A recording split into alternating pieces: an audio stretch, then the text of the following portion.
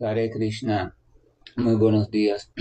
Namah Vishnu Padaya Krishna Prestaya Bhutale Srimate Bhaktivedanta Swaminiti Namine Namaste Saraswate Deve Gauravani Prasharine Nirvishesha Sunyavadi Paschatya Deshatarine Jaya Sri Krishna Chaitanya Prabhu Nityananda Sri Advaita Gadadhara Rivasali Gaura Bhaktarinda Hare Krishna, Krishna Krishna, Hare Hare, Hare Rama, Rama Rama, Hare Hare.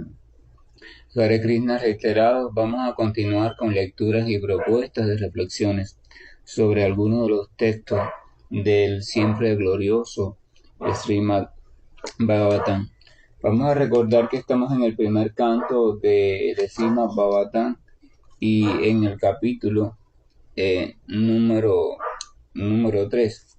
Y de manera general también recordar que este caso de Srimad Bhagavatam es narrado por Sutta Deva Goswami a los sabios de Naimisiranya, quienes estaban reunidos en un bosque sagrado con la finalidad de realizar un sacrificio de duración de 1000 años.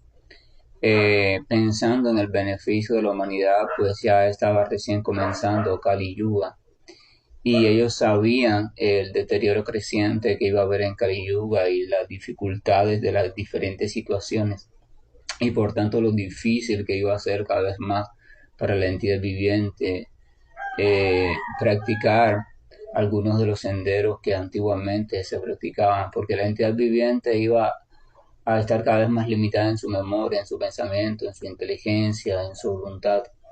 Iba a ser cada vez más perezosa, iba a ser cada vez más dada a los determinados vicios, apegos, etcétera, etcétera. Entonces, las grandes almas siempre están, recordemos, pensando en un solo asunto, o sea, cómo aliviar el sufrimiento y cómo ayudar a la entidad viviente a que pueda restablecer su posición original de gozo continuo y de gozo no condicionado. En términos de gozo no condicionado significa que el bienestar de la entidad viviente, la experiencia de plenitud de una entidad viviente, no dependa de nada ajeno a la propia entidad viviente. O sea, una vida no condicionada significa que su vida en sí mismo, la plenitud de su vida, se independiza de los elementos ajenos a su propia vida, ajenos a su propio ser. Si observamos nuestra propia vida en este mundo material, así como la vida de todas las entidades vivientes, podemos ver que estamos condicionados. Todos estamos dependiendo de una serie ilimitada a veces de variables que son quienes determinan si nos sentimos mejor o nos sentimos peor, si nos sentimos felices o tristes, si nos sentimos a gusto, ansiosos, estresados, si nos sentimos gozosos. Hay tantas variables y todas pertenecen al mundo material, ya sea al del cuerpo o al de la naturaleza externa o al de la mente, pero todas pertenecen al plano de conciencia material. Entonces, por eso se dice la criatura está condicionada. Y entonces cuando estamos condicionados, no podemos hacer verdadero uso de nuestras diferentes potencialidades. La entidad viviente, como parte integral del Señor, como átomo de la energía espiritual del Señor, también tiene potencias. O sea, así como el Señor tiene potencias, ilimitadas potencias, a plenitud la entidad viviente tiene también potencias, lo que no a plenitud, sino en un grado menor, mucho menor, desde el punto de vista cuantitativo que el Señor. ¿Qué pasa con las potencias? Las potencias siempre tienen la tendencia a desarrollarse o a manifestarse. Por ejemplo, un niño llega a comenzar a caminar porque tiene en sí mismo las condiciones o la potencia de en algún momento poder caminar. Si esa potencia no existe en el niño internamente, el niño nunca camina. Entonces esa potencia de poder caminar, siempre está intentando pulsándose, siempre está pulsando, siempre está intentando presionar para ya manifestarse.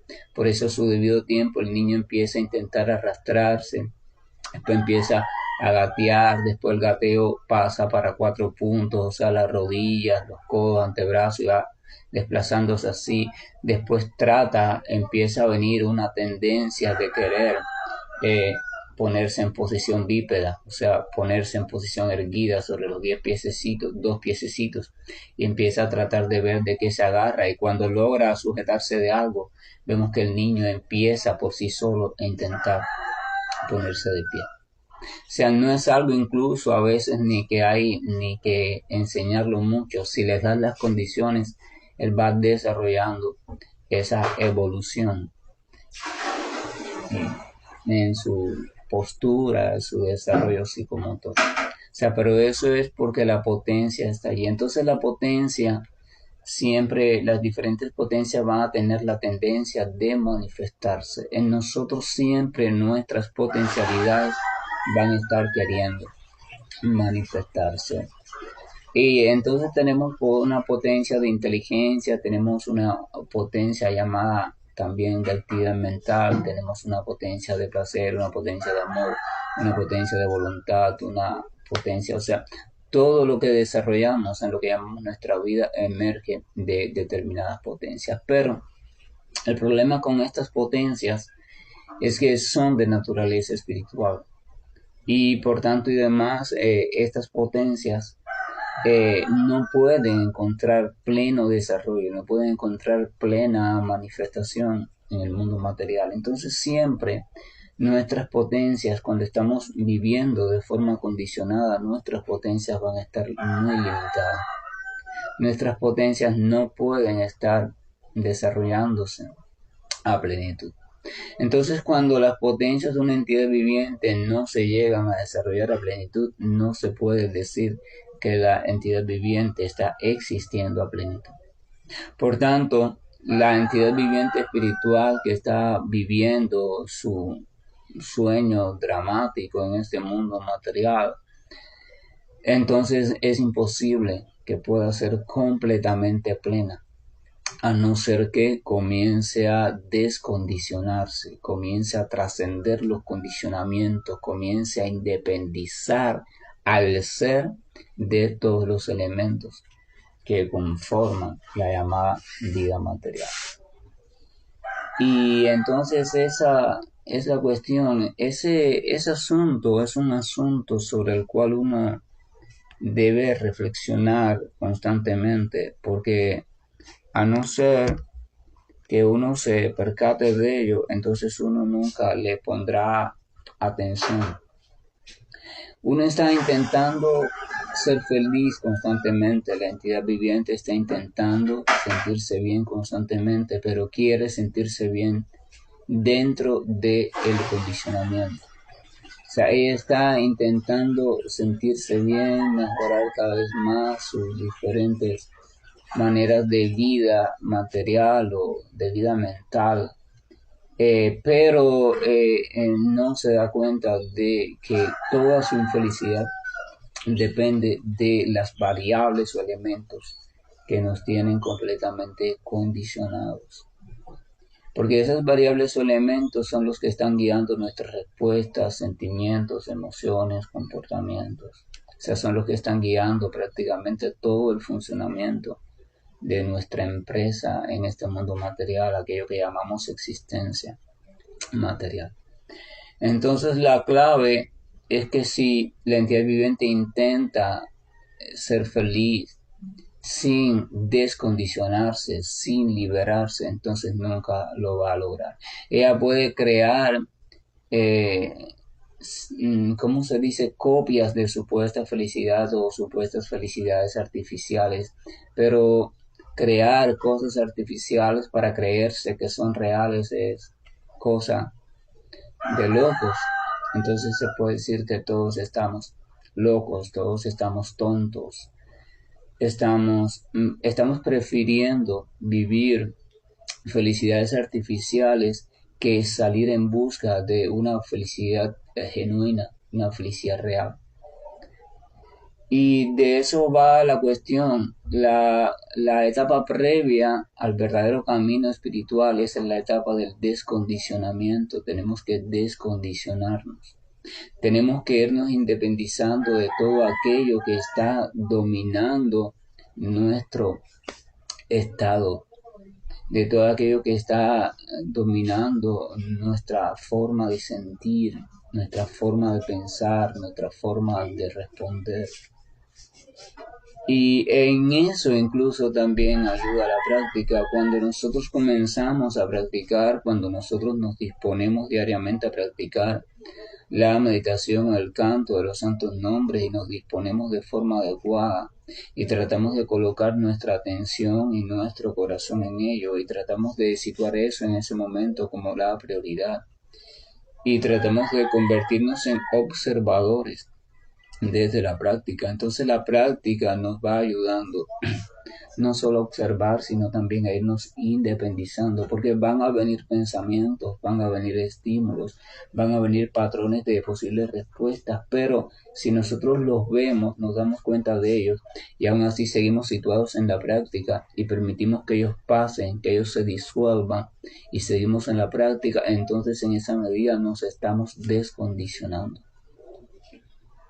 Entonces la práctica aún en ese momento no tiene un efecto espiritual, pero tiene un efecto liberador. Nos va liberando del condicionamiento, porque el condicionamiento no nos va a dejar entrar a lo que es la etapa espiritual de la práctica. Porque para entrar a la etapa espiritual de la práctica hay que lograr tener una mente estable. O sea, esto quiere decir que hay que ir siendo cada vez más independientes de la turbulencia mental. Y porque solamente cuando la conciencia se va volviendo independiente del cuerpo y de la mente es que puede acceder al tercer nivel, el nivel del ser, el nivel de la inteligencia. Y entonces puede comenzar a comprender de qué va todo el asunto. Y eso es importante, es muy importante. Es importante percatarnos, observarnos de lo condicionado que estamos, de cuántas cosas no están afectando, dirigiendo, colonizando, esclavizando mi existencia. Y yo tengo que liberarme, y esa es la primera cuestión, la primera conclusión. La primera conclusión es yo no puedo ser feliz siendo esclavo de tantas cosas. Felicidad es lo contrario de esclavitud. Entonces yo tengo que liberarme, yo tengo que ir independizando mi bienestar de todos estos asuntos que están arrastrando mi bienestar. Yo tengo que seguir empeñado en resolver determinados asuntos y proceder en relación a ellos, pero tengo que independizarme de ellos. O sea, mi bienestar interno, mi estabilidad como criatura espiritual, como ser, no puede depender del éxito o el fracaso en esos asuntos. Ya eso lo vimos en la sección de Karma Yoga en Bhagavad Gita, porque si mi estabilidad como ser, mi sentirme bien como criatura, como ser, depende del éxito o del fracaso en los diferentes asuntos que yo me propongo en esta vida, entonces nunca voy a poder ser estable, porque el éxito y el fracaso no están 100% en mis manos. Entonces yo puedo concluir que la felicidad, entonces si vivo de esa manera, tampoco va a estar en mis manos. Nunca podré garantizar la felicidad de esa manera. Nunca podré acceder a una vida estable, siempre voy a ser dependiente de las circunstancias, siempre voy a ser dependiente de las personas, de cómo me traten, de cómo me respondan, siempre voy a ser dependiente de mi jefe, siempre voy a ser dependiente de mis compañeros de aula, siempre voy a ser dependiente del clima, siempre voy a ser dependiente de la política, de las crisis económicas. No se puede vivir una vida tranquila de esa manera. Dependencia en ese sentido significa infelicidad.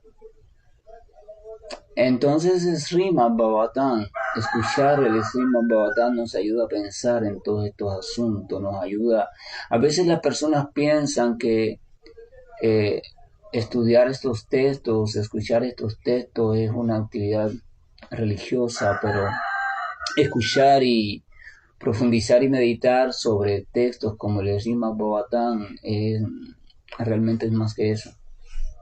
Significa un ejercicio, significa una actividad de lucidez creciente.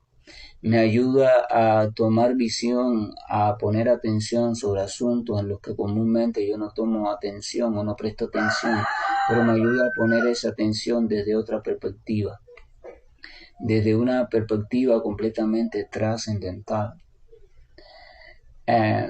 Entonces eso es magnífico, porque me ayuda a tomar conciencia sobre tantos asuntos pendientes que tengo que comprender y tantos asuntos pendientes que tengo que permitir que se resuelvan. Pero lo mejor de todo es que me da un camino certero, y es el camino de Paramdhama, o sea, el camino del refugio supremo. Porque lo primero que yo tengo que hacer es irme situando en una posición donde me sienta seguro o me sienta estable. Una posición desde la cual entonces pueda comenzar a ejecutar o a permitir que se ejecuten todos los cambios necesarios en mi vida. La entidad viviente se siente refugiada en el mundo material. Entonces ella no puede de pronto salir así y quedarse sin ese refugio, porque eso se llama crisis existencial y es muy desastrosa, una sensación muy pesada. Entonces la entidad viviente lo primero que tiene que hacer es tratar de ir garantizando un refugio superior. Entonces crea un refugio superior y entonces ya puede comenzar a desarmar la casa vieja. Pero ya está en un refugio. O sea, está en un refugio y ya se siente segura, se va sintiendo estable y desde ese refugio comienza a dirigir el desarme de su vieja casa, de su vieja forma de vida. Pero si uno comienza a desarmar, a desarticular su vieja forma de vida, sus hábitos tan conocidos, sus programaciones mentales tan bien elaboradas y ya tan bien conocidas también, si uno empieza a desarticular eso, se queda sin nada. Y entonces se queda sin plataforma sólida, se queda sin base, se queda sin cimientos, se queda sin columna, se queda sin estructura de vida. Entonces dice, ¿y ahora qué hago? ¿Verdad? Entonces ese no es el camino es primero encontrar un refugio y situarme en él. Entonces Srimad Bhagavatam dice, mira, el refugio es el refugio es Hari, el refugio es la suprema personalidad de Dios, y el refugio es aquellas personas o criaturas que ya se han refugiado en él completamente y de forma lúcida. Ese es el refugio, busca refugio allí. Y entonces uno comienza, cuando uno se comprende eso, uno comienza a buscar refugio allí. Siempre nos queda la atadura fuerte hacia la vieja casa, ¿verdad? Cuando uno va a mudarse, viene la nostalgia, pero en esta casa yo crecí, mira, y las plantas, y esto, y aquello, y tantos recuerdos, pero tienes que mudarte. Porque la casa, si observas bien, la casa se está derrumbando. Tu casa o estructura mental basada en construcciones de la experiencia material se está derrumbando y te va a caer encima y te va a aplastar. Y entonces tú tienes que mirar hacia la nueva casa. En vez de mirar hacia la vieja casa, tienes que mirar hacia la nueva casa. Nadie avanza mirando hacia atrás. No se puede avanzar mirando con nostalgia hacia aquello que se tiene que dejar atrás. Cuando usted tiene que dejar algo atrás, siempre es difícil, pero tiene que hacer un uso de fuerza de voluntad y esforzarse y mirar hacia adelante y decir, yo voy hacia allí, tengo que ir hacia allí, y Y mientras más mire hacia atrás, peor. Mientras más fije mi mirada en lo que tengo que abandonar, es peor. A veces usted decide que tiene que hacer cierta recogida en su casa, por ejemplo, en su closet o en ciertas partes de su casa, porque ya tiene muchas cosas que no son funcionales, pero las tienes por algún motivo guardadas, motivos sentimentales o por si me sirven de algo después. Usted decide, voy a hacer una recogida porque voy a abrir espacio, porque la casa está muy llena de tarecos y de cosas. Usted empieza a abrir los closets poco a poco, con tiempo, usted solo, sin que nadie le moleste, las gavetas, los diferentes espacios de la casa, y usted se empieza a encontrar con elementos, y usted los examina y los mira con cuidado, con detalle, y mientras más los mires y mientras más los examines, menos los va a desechar, porque entonces van a venir recuerdos, van a venir la mente, le va a decir, ay, pero no botes esto, porque mira, o no botes aquello, porque esto era de quien no sé quién que lo usó, o no esto, o no sé qué. Entonces vas a terminar con todo como mismo estaba. Cuando la inteligencia o un consejo inteligente nos dice, nos recomienda que hay que dejar la casa vieja, porque aunque no lo creamos, se está derrumbando y nos está impidiendo ser felices. Y entonces usted, si cree que eso es un consejo sano y que es lúcido, usted debe simplemente mirar hacia la casa nueva. Usted debe comenzar a pensar en la nueva casa, situarse en la nueva casa y caminar hacia la nueva casa. Debe saber que la mente le va a alar hacia la vieja casa, hacia el viejo estilo de vida, pero no debes mirar hacia él. Eso lo ilustra Jesús de Nazaret de una manera muy hermosa. Jesús de Nazaret dice, aquel que toma el arado de tierra, ¿verdad? Y mira hacia atrás, no es digno del reino de los cielos. Entonces el cambio implica un reto voluntarioso. El cambio y el llamado hacia la búsqueda del famoso sendero espiritual es un ejercicio de voluntad, es un ejercicio de determinación, es un ejercicio de mirar hacia adelante y no mirar hacia atrás. Y cuando el hacia atrás, cuando el pasado, cuando lo que se deja atrás viene y sale, emerge en tu vida como fantasma, entonces tienes que mirarlo con calma, pero mirarlo desde la práctica, y la práctica te va a ayudar a irte zafando de todas las emociones, sentimientos, pensamientos, deseos, etcétera, etcétera, que eso pasado todavía está generando en ti. Entonces la práctica se convierte en el medicamento universal. La práctica, tienes que comprender esto, la práctica, el canto de los santos nombres del Señor, el pensar en los pasatiempos del Señor, el escuchar los pasatiempos del Señor, el intercambiar sobre Krishna, se convierte en la solución universal para todo.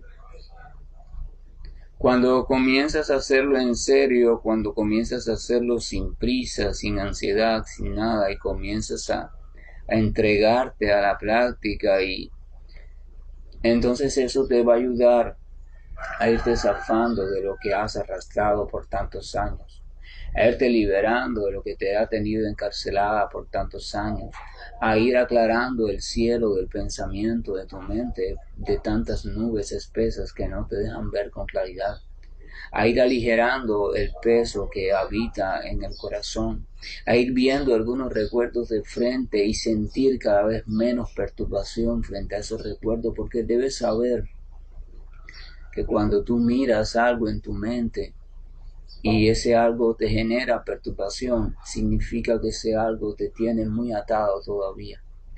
Y eso no se resuelve volteando el rostro.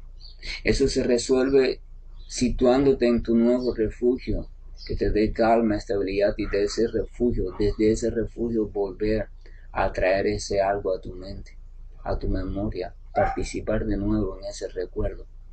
Te va a perturbar un poco, pero entonces desde ese refugio vuelves al refugio, te sitúas de nuevo en la vibración del santo nombre y vuelves cuando te sientas otra vez así estable, cuando te sientas acompañada del Señor, vuelves entonces a mirar ese acontecimiento y vas a ver que día tras día Cada vez que lo mires de nuevo, te va a perturbar cada vez menos, cada vez menos, cada vez menos, cada vez menos, hasta que logres simplemente encontrarte con una imagen, ya sin significado, una imagen sin poder sobre ti, que no genera emociones, que no genera sentimientos, y entonces desde esa posición, entonces comienzas a derrochar amor sobre esa imagen.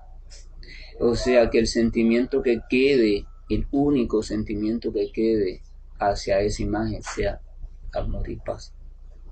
Entonces ya quedaste libre, nunca más te molestará. Y entonces eso lo hace también la práctica.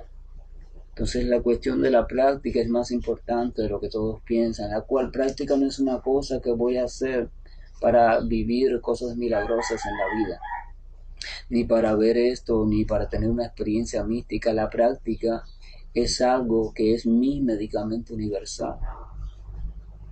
Cantar los santos nombres, entregarme a los santos nombres, meditar en los santos nombres, añorar, el sentir algo dulce cuando yo repito los santos nombres, el lamentar mi dureza de corazón, que todavía no siento nada, ningún placer cuando yo los canto. Entonces eso es la práctica, es el medicamento universal.